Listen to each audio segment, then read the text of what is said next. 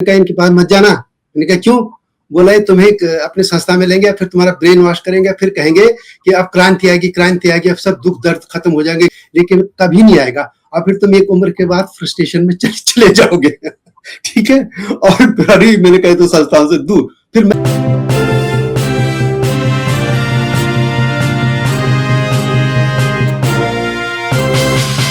नमस्कार, स्वागत है आपका मेरे सत्यमेव जयते चैनल में और मैं हूं डॉक्टर हरीश चंद्र लखेड़ा। मेरे साथ है वरिष्ठ पत्रकार मनोज मिश्रा जी, जो कि जनसत्ता के मेट्रो एडिटर भी रहे और अब हिंदुस्तान समाचार न्यूज एजेंसी के कार्यकारी संपादक भी हैं। और इस बार बात करेंगे हम जेएनयू की। जेएनयू में कभी टुकड़ा टुकड़ा गैंग यानी भारत के टुकड़े वाली नारे लगते हैं और अब तो हद हो गई कि प्रधानमंत्री नरेंद्र मोदी की कब्र खुदेली जैसे नारे लग रहे हैं। मनोज जी, ये क्या हो रहा है भारत की राजधानी में? इस जो सबसे मुख्य तौर पर ये कहते हैं कि दूसरे तीसरे नंबर पे भारत में जो एक विश्वविद्यालय जिसमें सरकार प्रति बच्चे पर 8 लाख रुपए प्रति वर्ष खर्चा करती है, वहां से ऐसे लोग कैसे पैदा हो रहे हैं, ऐसे छात्र? जी नमस्कार। असल में जेएनयू का इतिहास कुछ अलग तरह का है। ये जवाहरलाल नेहरू जी जब देश के प्रधानमंत्री बने और शुरुआत में उन्होंने बहुत सारी चीजों की शुरुआत की भारत में, आईआईटी, आईआईएम, बड़े बांध, शिक्षण संस्थानों में भी कई। तो वो जो विदेश गए तो वहां उन्होंने कैम्ब्रिज और ऑक्सफोर्ड यूनिवर्सिटी को देखा क्या वो पढ़े लिखे वहीं से और उनके सारे, तो उन्होंने उस तरह का एक यूनिवर्सिटी अपने यहाँ बनाने की योजना बनाई। उनके मित्र थे जी पार्थसारथी, जिनको उन्होंने ये काम सौंपी, जो पहले उस यूनिवर्सिटी के पहले वाइस चांसलर बने। 1966 में संसद में पारित हुआ और 69 में वो यूनिवर्सिटी बनी। 70 में उसका नाम जवाहरलाल नेहरू जी के ही नाम पर, क्योंकि फिर नेहरू जी का निधन हो गया था, किया गया था। सहयोग से कहने के लिए सारथी जी उनके मित्र थे, लेकिन वो थे वामपंथी। सारथी जी ने अपने कार्यकाल में जो सबसे पहला काम किया वो ये काम किया कि चुन चुन के जो वामपंथी विचारधारा से जुड़े लोग थे उनको शिक्षक वहां अपॉइंट किया। और वो अद्भुत कॉन्सेप्ट था, जैसे नालंदा विश्वविद्यालय के बारे में आपने सुना होगा, या कि वो आवासीय विश्वविद्यालय हो, सारी सुविधाएं हो, ऐसा वातावरण मिले जो वहां पढ़ने वाले शोध कर सकें। ये जेएनयू को भी सामान्य विश्वविद्यालय नहीं बनाया गया कि वो सीधे बीए एमए की डिग्री मिले। यहाँ अंतरराष्ट्रीय स्टडीज, मैंने जो भी अतिरिक्त शिक्षा जहां से पा सकें ऐसी संस्था बनी गई। अभी तो थोड़ा इसमें संख्या बढ़ी, 8000 विद्यार्थी हुए हैं। मैं जब दिल्ली में पत्रकारिता शुरू किया और शुरू में मैं कैंपस रिपोर्टिंग करके दिल्ली जेएनयू जामिया जाता था, जामिया के एक छोटा सा कॉलेज था, तो जेएनयू में रेशियो गजब था, माने 5 विद्यार्थी पर 1 टीचर, 5-6 विद्यार्थी पर 1 कर्मचारी। और वहां के हॉस्टल का खर्चा तो आप अपने पिछले वीडियो में बता ही रहे थे, गिनती का है। वहां तो गजब है कि जो शादीशुदा विद्यार्थी है उसके लिए वहां मैरिज हॉस्टल है, जो बजाबता घर मिलता है, और पूरा एक 2 बेडरूम का घर है जो उनको उसी सब्सक्राइब रेट पर सारे सामान मिलते हैं। और वो एक टेन्योर इतना लंबा है, बहुत सारे लोग तो वहां 20-20 साल रहे। हाँ बिल्कुल, हाँ। वो विभिन्न विषयों में दाखिला करा के वहां रहते रहे। बाद में उन्हें हटाया गया किसी तरह से। उसमें भी कुछ लोग ऐसे होंगे अभी भी जो कई सालों से रह रहे होंगे। और वो एक चेन बन गया, जैसे विपिन चंद्रा, मैं किसी का नाम नहीं ले रहा हूं, लेकिन जो लोग माली मुनीश राजा वहां के पहले रेक्टर बने और वो घनघोर वामपंथी थे। तो इस तरह से जो चेन एक बना कि अगर आपको वहां अच्छे नंबर लेने हैं, दूसरा जैसे पिछले वीडियो में आपने बताया, अमूमन हर दूसरा विद्यार्थी को वहां फेलोशिप मिलती है। जो जितना उसका खर्चा होता है उससे 4 गुना ज्यादा। मतलब बहुत सारे बच्चे तो ऐसे हैं जो अपने घर पैसे भेजते हैं। हाँ बिल्कुल। तो वो फेलोशिप, दूसरा वहां का इंटरनेशनल स्टडीज जो विभिन्न भाषाओं की है, उसमें पढ़ने वाले जितने विद्यार्थी हैं उनको विदेश जाने घूमने की आजादी मिलती है और तमाम पैसे मिलते हैं। तो इसलिए जो टीचर की दादागिरी कह ले या टीचर का दबाव कह ले, वो सभी यूनिवर्सिटियों में पीएचडी और एमफिल के लिए है। आपकी जानकारी में पूरे हिंदुस्तान के सभी यूनिवर्सिटियों में पीएचडी वही पाएगा जो जिसको गाइड चाहेगा या हेड चाहेगा। यहाँ तो स्कॉलरशिप के लिए, तो इसलिए पूरी तरह से यहाँ पहले दिन से जिस दिन दाखिला होता है या दाखिला कराने विद्यार्थी जाता है, उस दिन से वो सिर झुकाए, वो कोई विचारधारा का हो वहां जाके वामपंथी बन जाता है। हाँ, क्योंकि ऊपर बैठा हुई है, चूंकि उसको फायदा लेना है। वातावरण ऐसा बना, और ये वातावरण माने कांग्रेस, चूंकि कम्युनिस्ट मिला हुआ था, कांग्रेस कम्युनिस्ट, तो ये बना हुआ था। वहां तो नाम लेना भगवान का या संघ का या किसी थोड़े बहुत समाजवादी वहां जमे, और एक्स्ट्रा लेफ्ट जिसको अल्ट्रा लेफ्ट कहते हैं, जो नक्सली हैं जिनके खिलाफ सरकार आजकल अभियान चला रही है, वो उन्होंने वहां खूब वो फले फूले, पैसे उनके पास आते रहे, विदेश से आते रहे, यहाँ के लोग जिसको लोग कहते हैं सहेली नक्सल, वो लोग उनको सपोर्ट करते रहे। वहां आपकी जानकारी में है कि सीपीएम और सीपीआई के जितने बड़े नेता बाद में हुए, माने जो बाद में महासचिव और पोलिट ब्यूरो में सीताराम येचुरी वही के प्रोडक्ट हैं। जितने बड़े नेता हुए, डी राजा, बड़े वो या कांग्रेस के एमए बेबी, मैंने तमाम लोग जो है वो सब जेएनयू में रहे और जेएनयू की राजनीति की। वहां जो सुविधाएं थी, वो सुविधा हिंदुस्तान के किसी यूनिवर्सिटी में, मतलब आप गढ़वाल और कुमायूं बिहार या ये सब तो अब कल्पना से ही परे है। बिल्कुल। वो हुआ क्या कि वो ऐसी जड़ बन गई वहां, जैसे हम लोग मजाक में कहते थे कि देश में 4 राज्यों में वामपंथियों का असर है, बंगाल, केरल, त्रिपुरा और चौथा जेएनयू। तो इनमें करके अब धीरे धीरे जो असर बढ़ा भाजपा का, अटल बिहारी वाजपेयी की सरकार आई तो परिवर्तन हुआ। फिर नरेंद्र मोदी जी 11 साल से हैं, त्रिपुरा से विदा हो गए ये लोग, बंगाल से विदा हो गए, केरल में भी अभी देख रहे हैं, सुना होगा, हम सब ने जाना कि तिरुवनंतपुरम जो सबसे राजधानी है, भाजपा का चुना गया। और जेएनयू में भी मुझे लग रहा है कि जिन संस्थाओं को पूरी तरह से कब्जा करके लेफ्ट ने अपने पॉकेट में कर लिया था, उसमें एक जेएनयू था। और मुझे लग रहा है जो केंद्र में भाजपा की सरकार बनी, तो उन्होंने प्रोफेसर जगदीश प्रसाद जसीप कुमार को जो भेजा वहां वाइस चांसलर बना के, वो इस टारगेट के साथ भेजा कि उस चेंज करना है।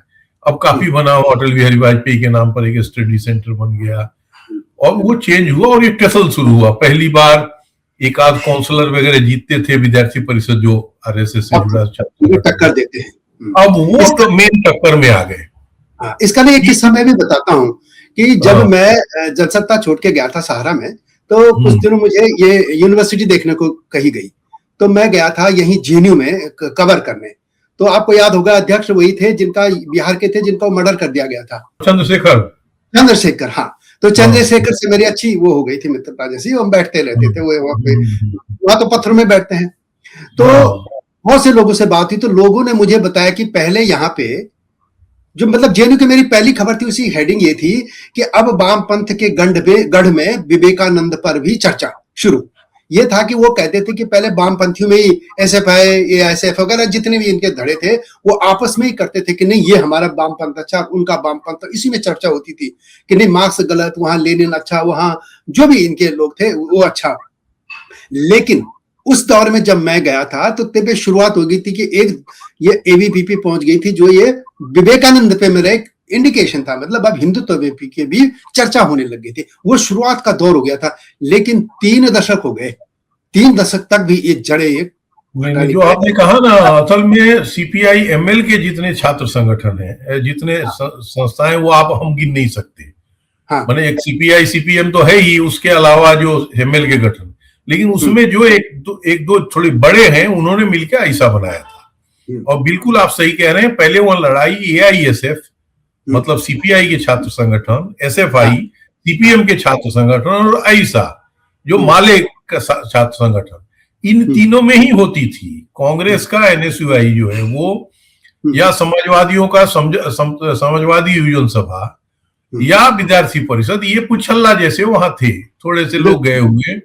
मुझे याद है कि वहां 3-4 लोगों ने मिलके आरएसएस की शाखा लगानी शुरू की, तो उनको उनके झंडे उखाड़े गए, उनको मारा पीटा गया। और ये सिलसिला बार बार चला। वो संजय सत्यार्थी अभी वो मरे हैं, हम लोगों के साथी थे, उमेश उपाध्याय, वो दुर्घटना से पैर फिसल गया अपने ही घर में, वो घर बनता हुआ देख रहे थे, बड़े श्रेष्ठ पत्रकार थे।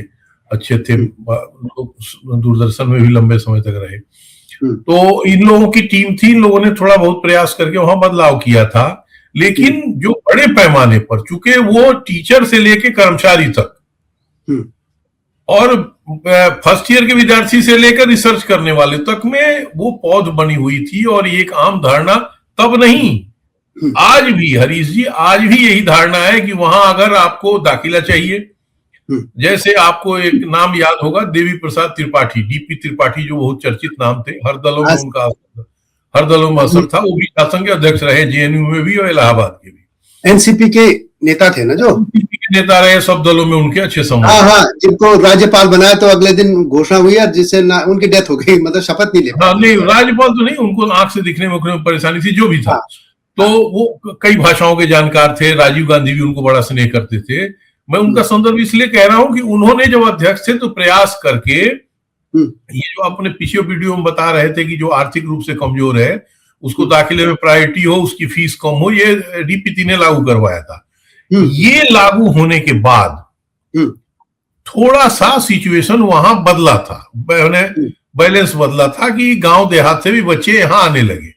एक समय ऐसा आया कि जिस दशक में आप कवर कर रहे होंगे, मैं तब मेरठ चला गया था, तो वो तब ये दौर था जब शहरी विद्यार्थियों से ज्यादा देहाती विद्यार्थी वहां आने लगे और थोड़ा सा ये बैलेंस बनने लगा था कि वामपंथी, एक्स्ट्रा वामपंथी और ये अल्ट्रा वामपंथी, और ये सिलसिला वहां बदलने लगा था।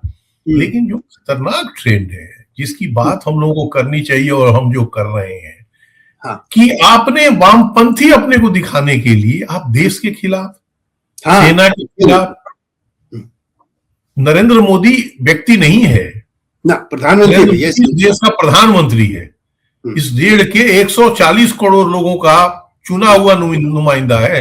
वो किसी की मर्जी से नहीं। मैं अटल बिहारी वाजपेयी का भाषण सुन रहा था पुराना, कि सोनिया गांधी ने उन पर कमेंट किया था, तो उन्होंने कहा कि मैं आपकी मर्जी से प्रधानमंत्री नहीं हूं, मुझे लोगों ने चाहा है और जब तब तक मैं रहूंगा जब तक लोग मुझे चाहेंगे।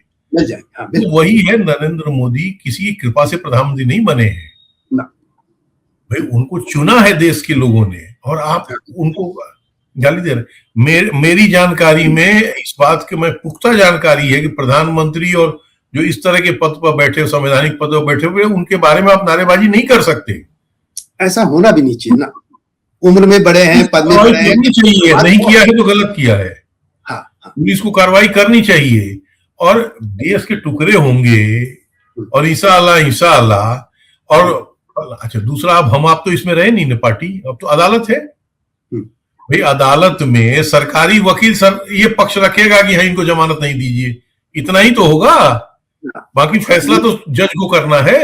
अगर जज ने उन दोनों लोगों की जमानत नहीं दी तो इसमें हमारा आपका क्या कसूर है? और एक और बात देखिए ना, वो लोग वो हैं जो खुलेआम, उसका वीडियो चल रहा है, वो दोनों में से एक का, कि वो जो चिकन नेक है उसकी गर्दन हम तोड़ सकते हैं। वो सारे अपने मुस्लिम समुदाय को कह रहा है कि गर्दन उसको हम तोड़, असम को भारत से काटना ही पड़ेगा। जो आदमी ऐसी बात कर रहा है उसके लिए ये लोग नारेबाजी कर रहे हैं। अच्छा, 2-3 घटनाएं हुई ना। एक तो अफजल गुरु था जो उसके समर्थन ने उन्हें भारत के टुकड़े लगा दिए, टुकड़े।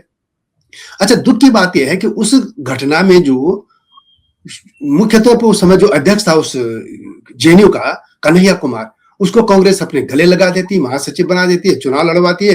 अब तो राज्यसभा भेजने जा रही है उसको भी, ये चर्चा है। तो आखिर ऐसे लोगों को यदि एक पार्टी समर्थन देगी तो कि देश किधर जा रहा है? कभी ये गाली देंगे, एक और बीच में नारे लिखते हैं कि ब्राह्मण बनिया हम आएंगे, तो क्या वो मीम भीम के जो एक ग्रुप बन गया, रेडिकल वामपंथी और ये अम्बेडकरवादी संगठन और ये जो जिहादी, ये आखिर ये जेएनयू में हो क्या रहा है? 8 लाख रुपए खर्च करो, इतना तो आर्मी के ऑफिसर पे खर्च नहीं होता जो आईएमए करते हैं, दूसरे लोग करते हैं। जी, लोगों को बेसिक जानकारी नहीं है। मैंने विवेकानंद को पढ़ा है। विवेकानंद जब आज से 100 साल से पहले जब शिकागो से लौटे थे और उन्होंने चेन्नई में भाषण करना शुरू किया था, 2 चीजें उन्होंने कही थी। एक, किशन पटनायक बहुत बड़े समाजवादी थे, बहुत बड़े और बहुत सुलझे हुए, उनकी किताब आई भारत शूद्रों का होगा। ये लाइन उन्होंने विवेकानंद से लिया था। विवेकानंद ने चेन्नई लौटते हुए कहा था 2 चीजें। एक तो उन्होंने कहा था कि शूद्रों को उनका अधिकार दे दो, हाँ, नहीं तो मैं देख रहा हूं भविष्य का भारत शूद्रों का होगा। दूसरी बात उन्होंने कही थी कि अगर ब्राह्मण होना ऊंची जाति का होना निशानी है, तो घोषित कर दो कि इस भारत में रहने वाले सारे ब्राह्मण ही हैं, या कोई और जाति रहती ही नहीं। तो मेरे कहने का मतलब देखिए, जात पात के हम आप पढ़े लिखे लोग हैं, हम सब विरोधी हैं। ब्राह्मण बनिया या शेड्यूल कास्ट वगैरह ये सब बकवास है, इन पर ये नहीं। लेकिन आप जब इतने प्रोग्रेसिव हो गए हैं, तो आपकी आपको ब्राह्मण बढ़िया कैसे याद आने लगा? हाँ भाई आप ये करके किसको क्या साबित करना चाह रहे हैं? क्या साबित करना चाहते हैं? हाँ।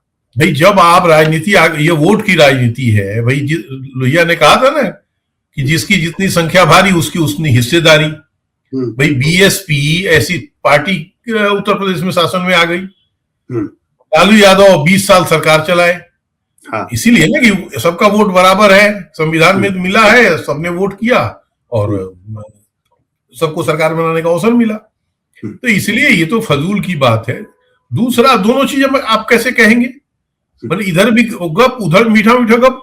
आपको वोट में, लोकतंत्र में विश्वास नहीं है, आपको प्रधानमंत्री में विश्वास नहीं है, और आप ये भी चाहेंगे कि सब कुछ आपके अपने हिसाब से हो। आप चुनाव भी लड़ोगे, चुनाव भी जीतोगे, और चाहोगे कि वो भी हमें मिल जाए और हमें ये भी मिल जाए। और दूसरा, किसी के पिताजी का है जेएनयू का, वो इस टैक्स पेयर के पैसे से, जैसा आपने बताया, इसी इशू पर तो 370 हटने की बात हुई वहां जम्मू कश्मीर से, कि भाई हिंदुस्तान के टैक्स पेयर के पैसे से आप जम्मू कश्मीर को पाल रहे हैं, क्यों? सही बात। और वहां आपके कानून नहीं लागू होते हैं। तो हुआ कि ठीक है, हम पैसे तो देंगे आपको, लेकिन हिंदुस्तान के कानून लागू करेंगे और सबके लिए बराबर बनाएंगे। तो आपने 370 हटाया। ये दिल्ली के अंदर जेएनयू में ऐसा क्यों होगा? तब ये बताइए कि क्या ऐसे बच्चों को भी उन्होंने कभी दंड नहीं दिया ना? ऐसे बच्चों के लिए तो जो भी है, या तो इनको सीधी तौर पे आते वहां से निकाला जाए इनको इस पूरे यूनिवर्सिटी से, ताकि सबक मिले ना। आखिर ये पहले भी घटनाएं हुई, ये सरकार डरती क्यों है? दिल्ली पुलिस, अब पिछली बार भी अभी तक कोई पकड़ा नहीं गया उनमें, चाहे टुकड़ा वाला मामला हो या एक बार वो जो मारपीट हुई थी, ये जो इन्होंने भी सभा बुलाई थी उसकी याद में पिछली जो 5 साल पहले घटना हुई थी कि मारपीट हो गई थी वहां, तो उनको भी नहीं पकड़ा गया। फिर जिन्होंने आपत्तिजनक नारे लिखे बनिया ब्राह्मण वाला, वो भी नहीं पकड़े गए। तो पुलिस चुप क्यों रहती है यहाँ? इनको एक्शन क्यों नहीं करते? मुझे लग रहा है ये भी बीमारी है, एक सेकुलरिज्म को जबरदस्ती ढोना। तो ये मुझे लग रहा है जो शासन में बैठे हुए अभी भाजपा के लोग हैं, उनको ये लगता होगा हमारी बदनामी न हो जाए, लगे कि हम एक तरफा कार्रवाई क्यों न कर रहे हैं। कई बार होता भी है कि जल्दीबाजी में आपने कोई फैसला लिया तो उसका उल्टा खेमा पड़ जाता है। और निश्चित रूप से 2 vice chancellor, professor Jagdish Kumar और अभी जो महिला जो मुख्यमंत्री जो कुलपति हैं, इन लोगों ने वहां बहुत बेहतरीन काम किया है। और जेएनयू का माहौल बदलने में इन लोगों की बड़ी भारी भूमिका है। इन्होंने पहले तो, अभी भारत माता की जय आप कल्पना कर सकते हो, इस देश की राजधानी में पढ़े लिखे लोगों के बीच में भारत माता की जय कहना अपराध हो गया। अपराध, बिल्कुल। वहां नहीं कर, वंदे मातरम कहना अपराध हो गया। मैंने इससे शर्मनाक स्थिति क्या होगी? और वो भी कोई दूर दराज नॉर्थ ईस्ट में, कोई कहीं और नहीं, देश की राजधानी में।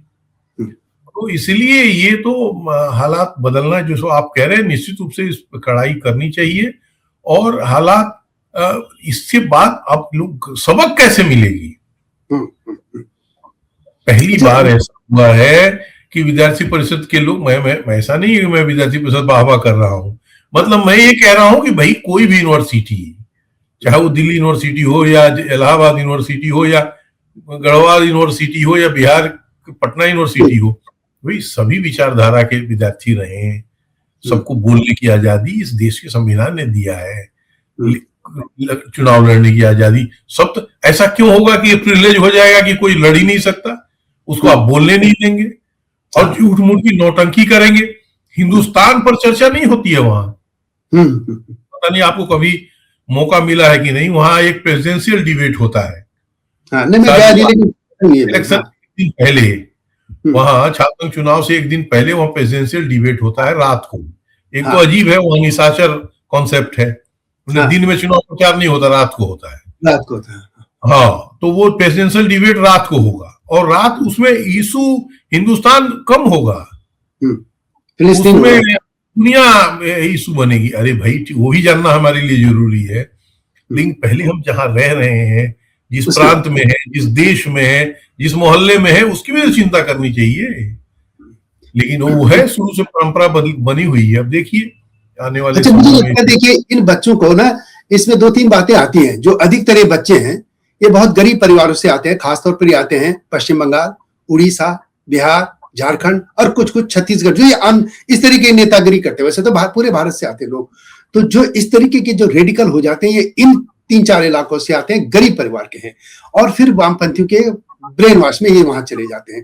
लेकिन इनका भविष्य देखिए, आपकी दिल्ली की और यूनिवर्सिटी देखिए, यहाँ पे आईपी यूनिवर्सिटी है, वहाँ पे पूरे प्रोफेशनल कोर्स हैं, और टेक्निकल यूनिवर्सिटी है, वहाँ के बच्चे पूरा पढ़ के और अच्छे प्रोफेशनल उसमें जा रहे हैं। ये बच्चे बेचारे क्या करते हैं देखिए, या तो सीपीआई सीपीएम में चले जाएंगे, या कोई तेज तर्रार होगा वो कांग्रेस में चले जाएगा, या कोई समाजवादी पार्टी स्टेट में। बाकी बेचारे सब एनजीओ करने लग जाते हैं। अब या पहले तो ये था कि वामपंथी, जब एक आपको याद होगा एक बड़े नाम था उनका, नामधारी थे बड़े जेएनयू में, वो तो पूरा पत्रकार भी बनाते थे। अब वो नहीं रहे, तो उनके चेले चपाट सब पर प्रोफेसर बन जाते थे। अब सरकार बदल गई, नहीं भी सबसे ज्यादा अब ये एनजीओ चलाएंगे। इनका तो जीवन खराब। तो ये बुद्धि इनको समझ नहीं आता कि अब एनजीओ सबसे चलाएंगे। ज्यादा आईएएस आईपीएस प्रोडक्शन करने वाला यूनिवर्सिटी जेएनयू होता था।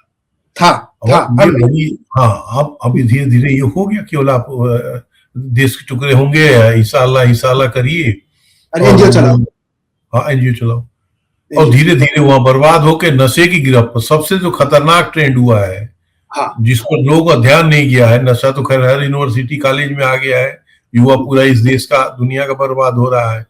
अभी जो ये अमेरिका के राष्ट्रपति ने वहां जो हंगामा किया है वो इसी नाम पर किया है, लेकिन ड्रग्स ने नाश कर दिया पूरी दुनिया का। जेएनयू में तो यही हो ही रहा है। जेएनयू में एक वोकोइज्म ये है कि अमेरिका से कॉन्सेप्ट है, जिसमें पूरा जो व्यवस्था है हमारी, परिवार है, शादी है, माता पिता बंधन, कुछ नहीं। मतलब इनके जो कम्युनिज्म में कहा जाता है, कम्युनिज्म या मार्क्स ने दो चीजें दी, वाइन और वुमेन। और वहां पे ये वाइन और वुमेन का, और उसके साथ वो नशा, वही उसमें ले लो। ये कॉन्सेप्ट पे जो चल गए है ना, ये पूरा सिस्टम को इस तरीके से कर रहे हैं कि जैसे पूरी भारतीय सभ्यता भी वोकोइज्म में चली जाए। मैं एक किस्सा आपको सुना रहा हूँ। वहां एक बार एक फ्री थिंकर संगठन बना, हाँ वही किसी का धारा न हो, उसके अमित चंद्रा वहां छात्र संघ के अध्यक्ष चुने गए। वहां एक हॉस्टल था गंगा, अब शायद वो गंगा पूरी तरह से महिला छात्राओं का हो गया। अच्छा। पहले उसमें आधा लड़का आधा लड़की रहते थे। तो ये था कि केवल खाने के समय वो लड़का लड़की मिल सकते हैं, बाकी टाइम में एक दूसरे के कमरे में जाने में पाबंदी थी। इस पाबंदी को खत्म कराने के लिए आंदोलन हुआ। आप बताइए, जब मैं गया रिपोर्टिंग करने, तो मुझे वाइस चांसलर ने मिलने के लिए बुलाया। अब नाम भूल रहा हूं कौन वाइस चांसलर थे, मुझे मिलने के लिए बुलाया। उन्होंने कहा कि मेरे आप एक सवाल का आंसर दे दें, फिर मैं आप जो कहेंगे मैं कहूंगा। क्या अगर आपकी बहन यहाँ पढ़ती हो तो आप ऐसे जगह पढ़ने भेजेंगे जहां लड़का लड़की एक कमरे में रहते हो? तो मैंने कहा नहीं, हमारी अभी इतना हमारी सोच इतनी प्रोग्रेसिव नहीं हुई है, या इसको जो कह लें आप कि वो तो फिर बोले कैसे इजाजत देंगे। बाद में जब ये खबर हम लोग लिखने लगे, और खास करके हिंदी अखबारों में आने लगी, अंग्रेजी के पाठक थोड़ा अलग होते हैं, जब हिंदी अखबारों में आने लगी तो अमित चंद्रा भागे हुए मेरे दफ्तर आए, जनसत्ता दफ्तर, और वहां आके वो हाथ जोड़ने लगे कि ये संदेश न जाए, चूंकि हमारे वो बिहार के रहने वाले थे संयोग से। उन्होंने कहा ये संदेश न जाए हमारे घर में कि साहब हम लोग इसके लिए आंदोलन कर रहे हैं, कि हमारी तो कहेंगे पढ़ने गया है, ये करने गया है। बिल्कुल यही मैं कह रहा हूं, पढ़ने गए कि ये सोच ऐसी होती जा रही है कि भाई जब आप इस तरह की सोचेंगे तो वो फिर यहाँ पहुंच जाएंगे।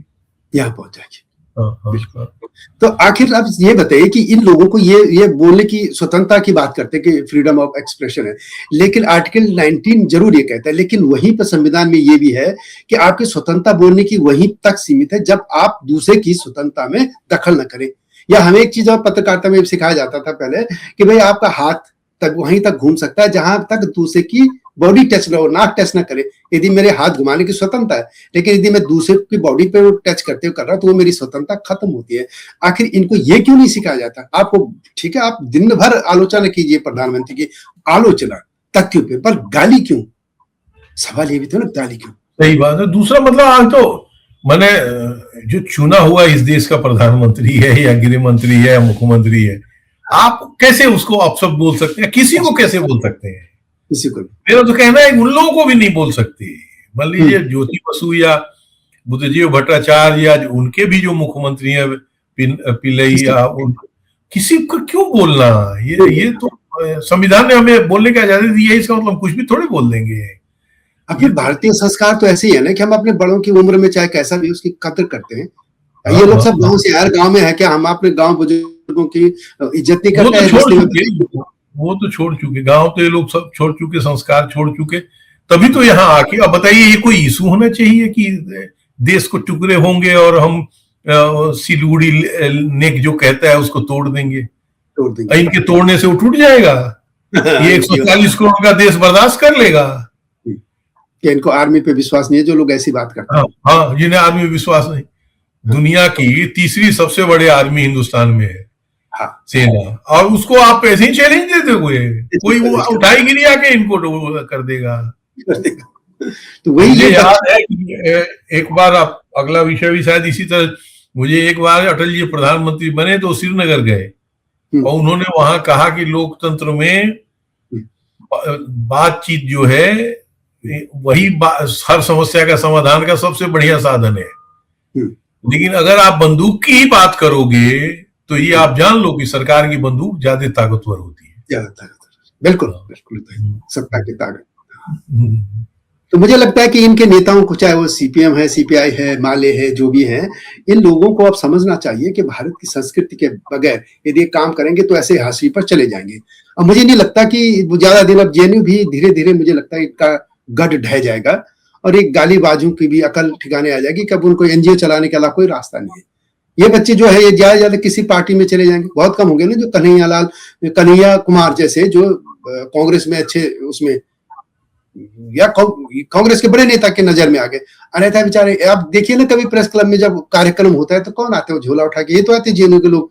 जब वो आते हैं ना, कभी वो रोहिंग्या पे लेके बड़े कार्यक्रम हो जाते हैं, रोहिंग्या दुखी हैं उनके लिए, या कुछ ऐसे अतिरेक कार्यक्रम, तो बेचारे मैं देखता हूँ बच्चे बैठे रहते हैं, वो सब जेएनयू के आते हैं। उनकी बुद्धि फ्रस्ट्रेशन में चले गए हम लोग। हाँ, इसका एक किस्सा जरा मैं आपको याद दिला दूं अंत में इसको। मैं देहरादून पढ़ता था, तो क्योंकि मैं जब पहले लास्ट में पढ़ता था तो हम वहां कोई इस तरह का था ही नहीं, हमें पता नहीं था एनएसयूए क्या होता है, एबीपीपी क्या होता है, कुछ नहीं। अब देहरादून आए, मैं यहाँ डीबीएस और डीएवी दोनों बगल में है, दोनों कॉलेज। डीएवी बहुत बड़ा है, डीबीएस में था। तो मैथ्स का स्टूडेंट था, तो हमारी क्लास सुबह 9 बजे खत्म हो जाती थी, तो मैं फिर डीएवी भी चले जाता, तो वहां भी मैं क्लास बैठ जाता था। 1 साल तक मैंने क्लास वहां भी थी, वो 9 बजे शुरू हो जाती थी, बैठा रहता था, पढ़ता था। तो एक बार क्या हुआ, एक लड़का बहुत दिनों से मेरे पीछे पड़ा था कि आप हमारी संस्था में ज्वाइन करो। तो पहले तो मैं मना करता रहा, पता नहीं था कौन है क्या है। तो जब मैंने कहा चलो आज चलते हैं तुम्हारे यहाँ ज्वाइन करने, अब मैं अपनी साइकिल लेके, साइकिल होती थी, आया तो एक मोड़ पे, तो उसने कहा रुको यहाँ पे 2 मिनट में आ रहा हूँ। तो पता नहीं कौन था, ईश्वर ने मुझे मदद की। एक आया मेरे पीछे, बोला कहाँ जा रहे हो? मैंने कहा ये मुझे ले जा रहा है अपनी संस्था में ज्वाइन कराने, कोई इनके स्टूडेंट नहीं रहे। उन्होंने कहा इनके पास मत जाना। मैंने कहा क्यों? बोला ये तुम्हें अपने संस्था में लेंगे, फिर तुम्हारा ब्रेन वॉश करेंगे, फिर कहेंगे कि अब क्रांति आएगी, अब सब दुख दर्द खत्म हो जाएंगे, लेकिन कभी नहीं आएगा, और फिर तुम एक उम्र के बाद फ्रस्ट्रेशन में चले जाओगे। ठीक है, और अरे मैंने कहा तो संस्थाओं से दूर। फिर मैं उसको, फिर मैंने आया वो, तो मैंने बहाना बना दिया मुझे निकलना है, फिर कभी आऊंगा, फिर मैं नहीं गया। उसके बाद एक पत्रकार थे, पत्रकारिता करते रहते थे फ्रीलांसिंग, वो थे सीपीआई से जुड़े, एसएफआई कि जो भी है इनके, उससे बहुत वो मतलब एक्टिव तरीके से मिले थे, मेरे मित्र बन गए, वो भी कविता लिखते थे, मैं भी था। उनकी नौकरी लग गई ये अलकनंदा बैंक में। तो जाते उन्होंने कहा यार कि सुनो मैं तो इनसे मुक्त हो गया, तुम भी कभी इनकी संस्थाओं में जाना। मैंने कि क्यों? उन्होंने यही बात कही। वो मुझसे सीनियर थे, वो एमए कर रहे थे, मैं प्रीवियस वाला था उसमें, प्रीवियस में जब एमएससी, कि कभी भी लेफ्ट संस्थाओं से मत जाना, ये आपको इसी तरह के ब्रेन वॉश करेंगे, कहेंगे फिर कि क्रांति आ रही है, कभी नहीं आएगी क्रांति, और तुम फ्रस्ट्रेशन में चले जाओगे। फिर मैंने इन संस्थाओं से मुक्त तालीम में अपना पढ़ने लिखने लग गया, मस्त रहा। और आज अच्छा है कि मैं इस तरह की विचारधारा में नहीं पढ़ा, नहीं तो ये बेचारे झोला लेके आप देखते हैं ना फ्रस्ट्रेशन, आप जर्नलिज्म में देख लो भाई साहब, मैंने अपने देखे कि आज यदि अफजल गुरु या किसी की निंदा करो तो पत्रकार लड़ने को तैयार हो जाते हैं। हाँ हाँ बिल्कुल। लेकिन वो ये नहीं देखते कि उनके घर में बच्चे परिवार कैसे। आप सोशल मीडिया के देख लो, सोशल मीडिया दिन भर कोई लगा है, कोई मोदी को लिख रहा है, कोई राहुल गांधी को लिख रहा है, कोई किस लिख रहा है, मतलब वो कहीं गाजा के समर्थन में लिख रहा, लेकिन उनको ये पता है कि उनके पत्रकारिता में लोगों की नौकरियां जा रही, पत्रकारिता में ठेके पे चले गए, कोविड में लोग मर गए, उस पर कोई नहीं लिखते लोग। ये है वही विचारधारा का असर। तो खैर, तो हम उम्मीद करते हैं कि भारत सरकार इस जो एक्शन पुलिस को कुछ एक्शन लेगी। और अंत में जरा आपका एक इसमें रिमार्क चाहिए कि जो जेएनयू की घटना है, क्या क्या करना है, लास्ट में क्या होना चाहिए? नहीं, मुझे तो यही लग रहा है कि निश्चित रूप से जो भारत सरकार कर रही है वो करते रहे, और इस तरह के जो कार्यक्रम वगैरह कर रहे हैं उसको कड़ाई से रोकना चाहिए, जो है उस उनके खिलाफ कठोर एक्शन हो। खैर ये तो मैसेज चला ही गया, दो लोगों की जमानत न होने से कोर्ट ने भी मैसेज दे दिया कि इस तरह से करोगे तो छोड़ेंगे नहीं। तो ये मुझे लग रहा है कि थोड़ा देर सवेरे सुधरेंगे जो लोग, नहीं तो कानून सुधार देंगे। उम्मीद करते हैं कि लोग सुधरेंगे और फिर ये अपने इनका जीवन एनजीओ में नष्ट करने के बजाय अच्छी सर्विस में जाएंगे, देश की सेवा करेंगे। तो आपको यदि हमारी वीडियो पसंद आती है तो शेयर भी कीजिए, लाइक भी कीजिए, चैनल को सब्सक्राइब करना न भूलना। जल्दी आएंगे नए मुद्दे के साथ, तब तक नमस्कार। नमस्कार।